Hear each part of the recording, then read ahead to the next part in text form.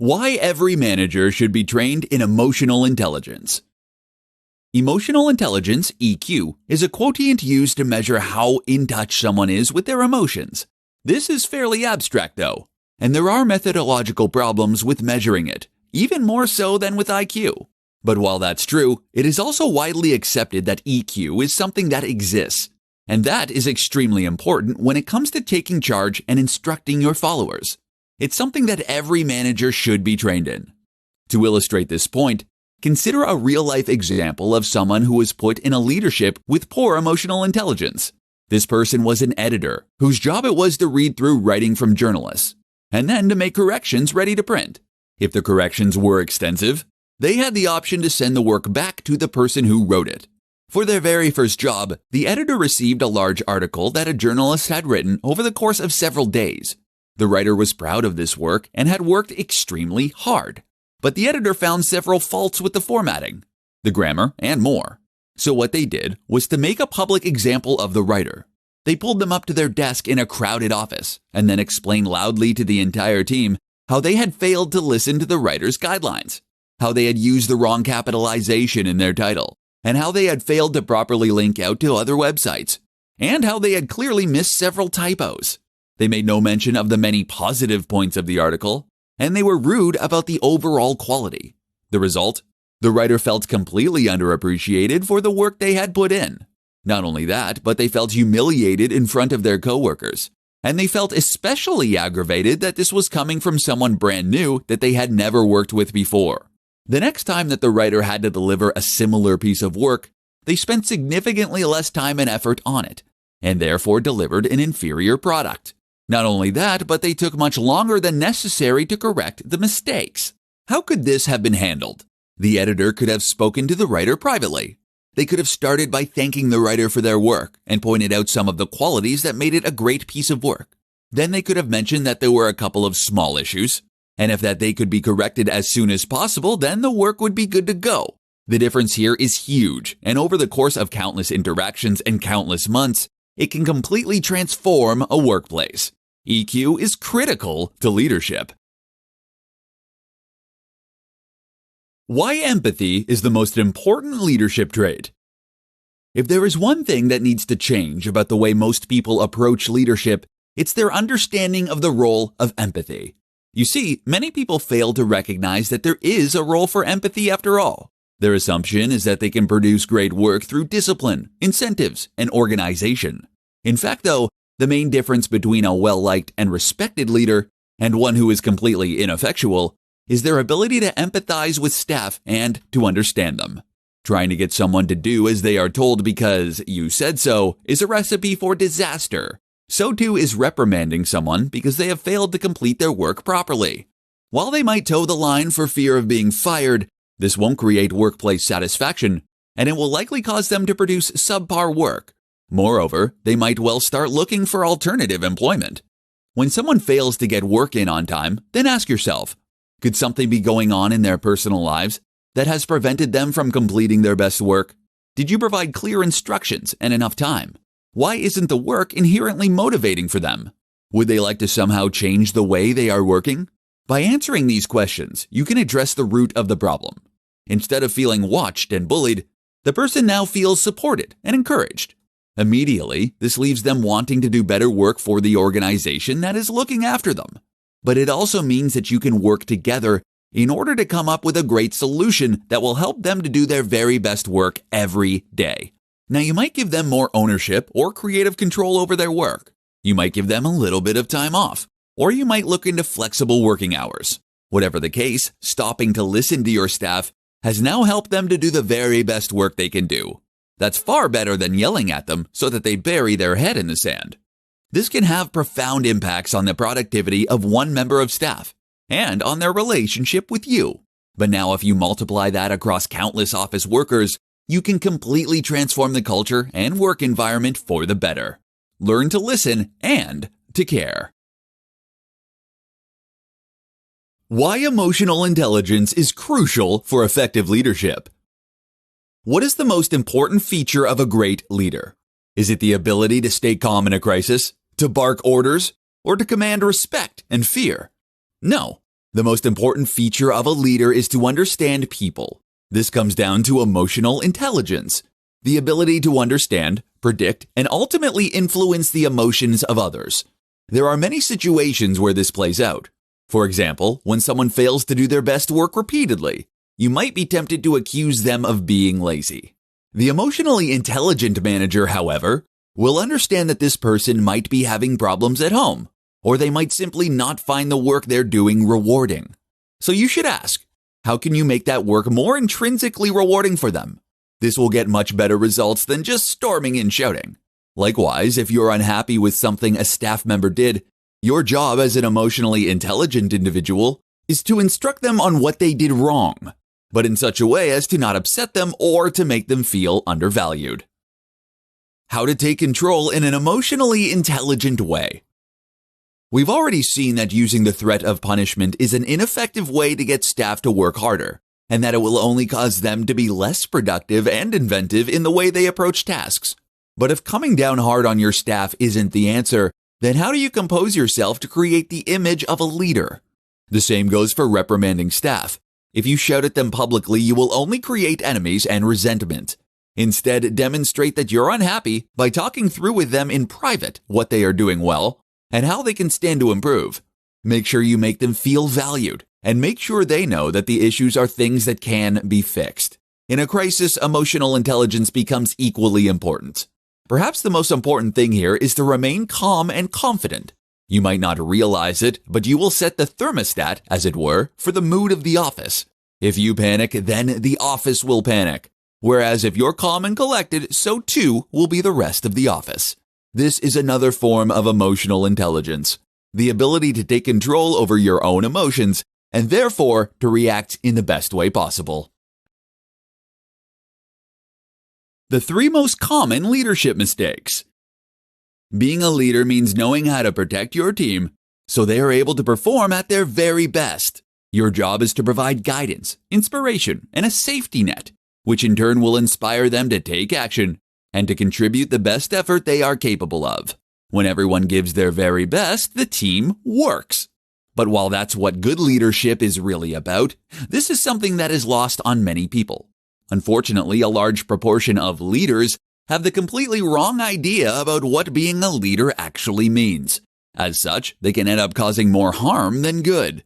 In this presentation, I'll be discussing 3 of the most common leadership mistakes that you can learn from and avoid. 1. Shouting. Being a leader does not mean blustering and yelling until you get your point across. It does not mean reprimanding dissidents in front of the entire office. Remember that being a leader does not mean you're in charge of someone or that you have the right to admonish them. Rather, it means that they have agreed to follow your instruction in this specific context. Don't let the power go to your head. A good leader doesn't need to shout to get their point across. And if things aren't working out, you simply part ways on good terms. 2. Threatening. Similarly, many leaders take the unfortunate approach of trying to terrify their followers into getting work done. They might point out that they have the power to terminate that person's employment, or they might threaten them with more work. There are lots of reasons that this doesn't work. For one, it means that those team members are going to be put in the wrong state of mind and not feel particularly like team players. Additionally, this kind of stress can actually dampen creativity due to chemical changes in the brain. 3. Micromanaging. A manager who focuses on every single detail of the work being done and attempts to wrestle control away from their team will only end up making those team members feel undervalued while removing any creatively rewarding aspects of the work. Not only that, but they will be wasting the talents of someone hired to do that job specifically, and they will be wasting a lot of time doing work and having conversations that could have been avoided. How to stop blaming others and take ownership of your actions. The worst kind of leader is the leader who doesn't take responsibility. After all, being a leader is all about taking responsibility. Unfortunately, this is something that many people still don't understand, and as such, they end up making their office less productive and a more stressful place to be. In this presentation, we'll look at how to flip this on its head and to become the fearless leader your team needs you to be. The blame game. The manager's job very often is to make sure that their team are meeting specific targets at given points in time. This is a way that they can demonstrate the effectiveness of their work and that their efforts can be measured. But what happens when they don't reach those targets? Bad leaders will now turn on their staff and actively blame them for being ineffective. They do this in order to save face and to avoid getting in trouble with their superiors and generally pass the buck. But it also happens to be the number one way to instantly reduce the productivity of your team. Why? Firstly, it means that your team now feels stressed knowing that they might get it in the neck for their work. The result is that they won't take as many creative risks, and they generally won't do their best work. They'll likely also feel resentful that their work has gone this way. The other issue is that it makes you seem like a weaker leader. After all, if you can't take responsibility when things go badly, you also should get no credit when things go well. So what are you doing? Your job is to then simply suck it up and to take the flak when things go wrong. Recognize that this is your team, and if they aren't working to the best of their ability, then that is on you. Decisions. The other sign of someone who likes to shrink responsibility is that they refuse to make decisions. As soon as you make a decision, you take full responsibility and you commit to a certain path of action. By avoiding making decisions, you can avoid taking this responsibility, but you also prevent your team from doing anything effective or useful. Take the responsibility, make the call, and take action. This can take a while to get used to, but it's simply a matter of changing your thinking. Your job is to be the person who makes the call and takes the flak. How to speak so others will listen. As a leader, one of your first challenges is to learn to command attention, to speak so that others will listen. After all, how can you instruct your team and get the best out of them if they won't listen to what you have to say in the first place? In this presentation, we'll discuss how to command attention and respect as a communicator and a leader. Believe in what you're saying. The number one thing that makes someone appear more charismatic is passion. If you genuinely believe in what you're saying, this will light up your entire face and body. You will speak not only with your mouth, but also your gestures and your eyes. When you do this, you convey that what you are saying is important and exciting, and you instantly command attention. Try to tap into the emotion behind what you are saying. Why is this important? Why are you excited? Anxious? Angry? Another way to do this is to relate the story to something that matters to you or your team personally. In other words, take a narrative structure and weave a story. Speak less. Of course, you can't always channel this kind of emotion. If what you're saying isn't that important, then you won't be able to sell it as though it is. So what's the answer? Simple. Don't say it. Talk a little less, and you'll find that the times you do speak up are the ones that are far more important. By doing this, you will create a situation in which people want to listen to you, in which they want to know what you have to say. Use pauses.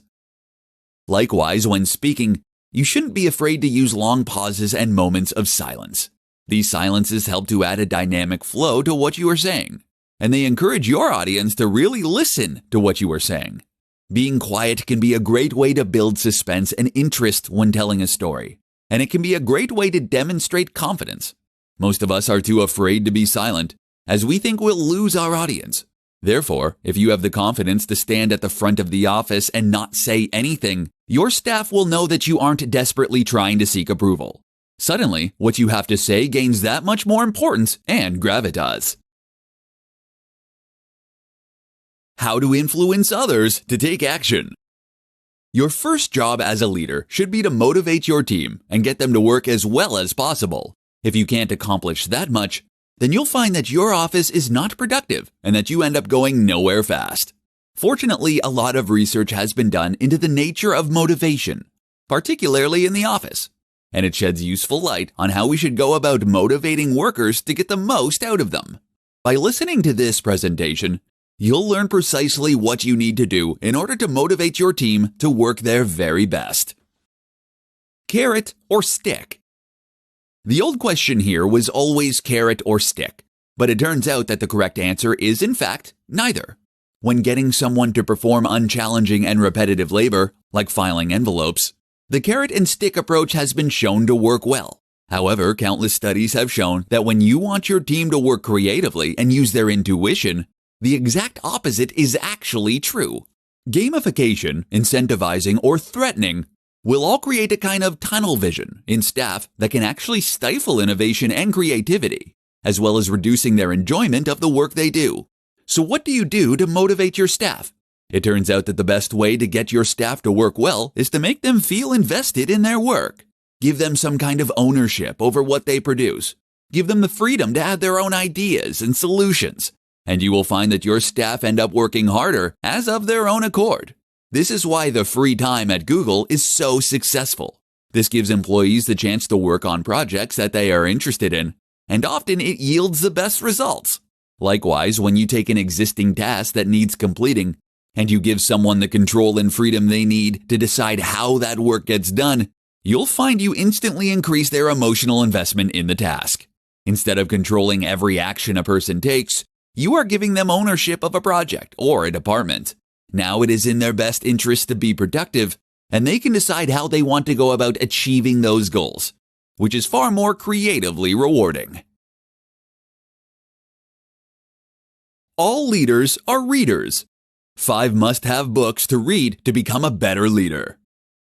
Nearly every major CEO and leader reports that they read a large number of books every day, from Bill Gates to Elon Musk. Doing so allows them to further develop their leadership skills and to develop a greater understanding of their role and the way they can get the best out of others. While there is an unlimited number of books that the best leaders should read, the 5 I'm about to share with you will offer a great place to start. These books are deeply impactful and can make you a better leader than 99% of managers all on their own. Deep Work by Cal Newport. This is a book all about focusing hard on a given subject matter. It shows how uninterrupted work produces the best results in terms of quality and quantity. This is eye-opening for many managers who are used to constantly pestering their staff with emails, messages on Slack, and pointless meetings. The Power of When by Michael Bruce. Another book that looks at how to get the most out of staff, this time focusing on how different people work better at different times of day based on their chronotype. It shows how this can correlate with health and even personality types. It's fascinating reading, as this kind of research is likely to turn our approach to management on its head. So stay ahead of the curve by reading this one. The Personal MBA by Josh Kaufman. The Personal MBA is a business masterclass in a single book that also incorporates many concepts that relate directly to management and leadership. This includes understanding group dynamics, motivation, and more. Start with Why by Simon Sinek. This is an extremely powerful book that discusses the importance of understanding the why behind any business. This is what has always set the superstar businesses like Apple apart from the rest. An understanding of what it is they are all about. This can help you to create a better product and brand, and to better motivate your team. Super Freakonomics by Stephen J. Dubner. This is a book on the impact of economic theory on the world. It shows how one decision can alter the behavior of countless people to change outcomes in huge ways. Understanding this fascinating and entertaining book will make you better at every aspect of business, and especially leadership. 5 leadership skills to help your business grow. Want to be a better leader and take your business to newer heights? Then listen up and we'll go over 5 crucial skills that are necessary for any leader. Empathizing. One of the single most important skills for any leader is the ability to empathize with their staff. In particular, this means not judging, and it means assuming that each member of your team is their own person with their own things going on. In other words, if someone is performing subpar today, you don't assume they're simply lazy. Instead, you ask what your organization could do differently to help them feel motivated. Or you ask what could be going on in their life that's making them unhappy. Explaining. Talking about goals can help your staff to an extent when done the right way. Rather than giving staff their own targets to reach and then rewarding them for hitting them, you should instead share your goals and the company's goals in order to explain to them why you are making the decisions you are making and what the end vision is for the team. This immediately gets your workers on side as it shows them that you trust them. At the same time, by letting your team know what they're trying to achieve, they will be freer to come up with their own effective ways of meeting those tasks, and give them the freedom to make some of their own decisions and use their intuition rather than always deferring to you for the next step. Ultimately, this means less communication overhead, less time wasted, and better productivity. Commanding attention. A great leader should be someone who is dynamic, engaging, charismatic, and charming. While this isn't something that everyone is born with, the good news is that it can be learned. Attending acting classes, public speaking classes, and even stand-up comedy clubs can be a great way to develop those skills. Management. Often the terms leadership and management go hand in hand. While both are related though, they are different skills. As a manager, your job is to manage resources and staff in order to place them in the most productive position to help reach targets and goals. Learn to do this if you want to be the best kind of leader. Bravery. Finally, a great leader needs to be brave and courageous. Your job as leader is to take responsibility, to make quick decisions, and to sacrifice your own reputation if it means looking after your team. This all takes courage and bravery, but it will pay off in the huge amount of loyalty and respect you command among your team. 3 ways to become a more influential leader. Being a leader is about many things, but one of the most important traits you should possess is the ability to influence, inspire, and encourage your team. When you can do this, you can bring the very best work out of each individual, and thereby help the collective team to achieve amazing things. So how do you influence and inspire as a leader? In this presentation, we're going to explore the answer. 1. Give your team projects. Instead of micromanaging every single tiny decision in your organization, the best leader is someone who provides a rough outline of what needs to be accomplished, and then allows the team to complete that themselves. Why? Firstly, this means that you don't need to be in 100 places at once, micromanaging every fine detail. At the same time, this lets the team that you have paid do their very best work, rather than having you stifle all creativity out of them. But most importantly, giving your team ownership over a task helps them to feel more in control over what they are doing and makes the task more intrinsically rewarding. 2. Lead by example. There are few things more frustrating than a leader that does not lead by example.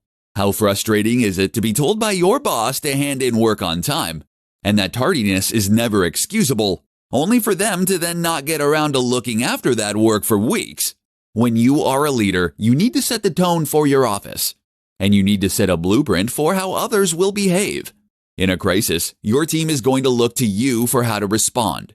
If you are panicking and shouting, then they are unlikely to remain productive. But if you can calmly continue with your work, then chances are that so can they. Likewise, if you want them to wear a smart shirt into the office, then you need to as well. 3. Provide credit where it is due. Providing incentives for completed work has been shown in studies not to work.